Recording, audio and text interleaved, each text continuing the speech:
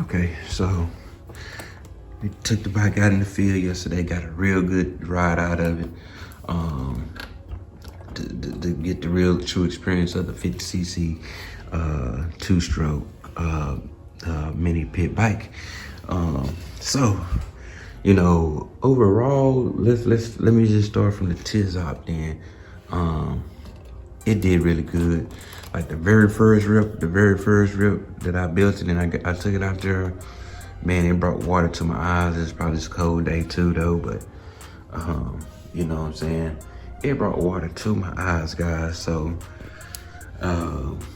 took it out there the next day. I think I may have already lost the boat, guys. I'm not sure. It's possible, so I'm gonna have to, I don't know. It looks like it was a boat there and came off.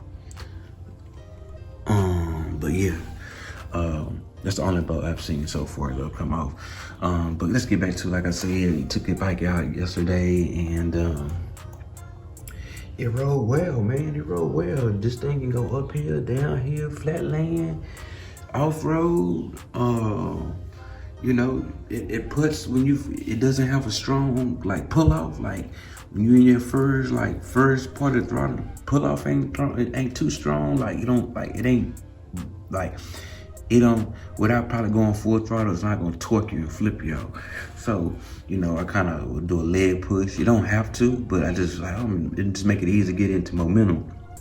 Do like a leg push, you feel me? Do like a leg push, and it gets going. You know, you stay on the throttle, getting them high RPMs. It did really well. However, I was riding and I was just loving it, and just boom, I went over, I hit like a little hump. I caught some air, I think, or a little wheelie, or like a little air ski or something like that. And the chain popped off for the first time, guys. Now the chain guard's not on here. So yesterday, this chain guard, when it's on here, you have really no access to this chain area. And so it popped off. It took me a few minutes to get it back on. I got it back on, and then I started riding more on the pavement too. So as I was riding on the pavement, I don't know what happened, but I was maybe doing too much and it popped off again. So this time when it popped off again, I think I hit my rear brake. And when I hit my rear brake, see, when it pops off on the front sprocket and the rear sprocket. Yeah, it was popping off on the front and rear. So it makes the chain really loose. And when you hit the brake, the tire actually gets, well, the chain gets caught up under the tire, and damage is done to the chain. I'm sure it happened that way at least a couple of times, at least twice, maybe 3 times. Chain pop, I hit the rear brake trying to slow down, deal with the situation.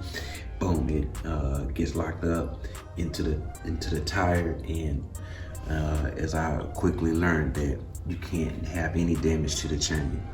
You know, no damage to the chain. These chains have to be flawless, because it just has to be flawless. It's so easy to come off here in the front, and then it's so easy to come off in the rear. I've already done my research. You can get chain tensions and different things and oil and everything, but you can go get you a super name brand mini pit bike or a pit bike period, and you're gonna still have the same issues. I heard Travis Pastrana talking about the KXs and 110s that they had. Those are 110s and the chain was still popping off, folks. So I'm gonna have to accept this as a part of the pit bike life. So like I say, that's what I wanna do, is get the game down. So you got a new chain on the way, a TS8, or it's like T8S, it's something like that, guys. Not a regular, that's the type of chain you're supposed to have. I found that out by when I was researching these and the sprockets. Found out there's a specific chain that they use. This is a TS8 chain. So we got a new chain on the way. It looks like if I'm gonna be doing some riding, daily riding, rip, gotta have multiple chains. So if y'all disagree, let me know. But I think you're just gonna have multiple chains. You're gonna have to see the chain tension is perfect, really is. The alignment was perfect as well. So that eliminated everything. So once I got to the house, so like I said, I really figured out that, so you can see, once I got to the house, you can see how the chain is. It's damaged. Like even after it comes off the sprocket, you see it never straightened out. You see how crooked that is? God, look at that. See if I can. You see that that distance in the, oh, not the right angle for you guys, but you see that gap? I don't know if you can see there's a gap. You see where it's supposed to be straight. Y'all see that? Boom. So that happened, and that disrupted the smoothness of the ride. But outside of that, it cranks up. I run the gas out. Like I said, I'm not leaving the gas in the carburetor. You know, I run the gas out so it doesn't sit. Like I said, the first night, it would crank right up. You know, I got the kill switch right. It cranked right up, and then the next, man, I'm trying to twist it around. Oh, I don't want to twist now. The next day, I got it out, cranked right up, took it in the field, ran out of gas and everything, cranked right back up. When I put the gas back in there, it was just no knocking this motor, this whole thing, not even the chain. This guy is really a lot of fun. I am getting used to the two-stroke non-braking situation. So, but I couldn't just get in hard in RPMs too hard, like boom, boom, boom yet, because one is in the break-in. We probably had a half a tank of gas, so we still got 3 tanks to go before you at really a break-in period, most likely. It's probably got a couple of miles in. I know it definitely got at least a couple of miles in, for sure. Yeah, I got a couple miles, 1.5 to 2 miles for sure.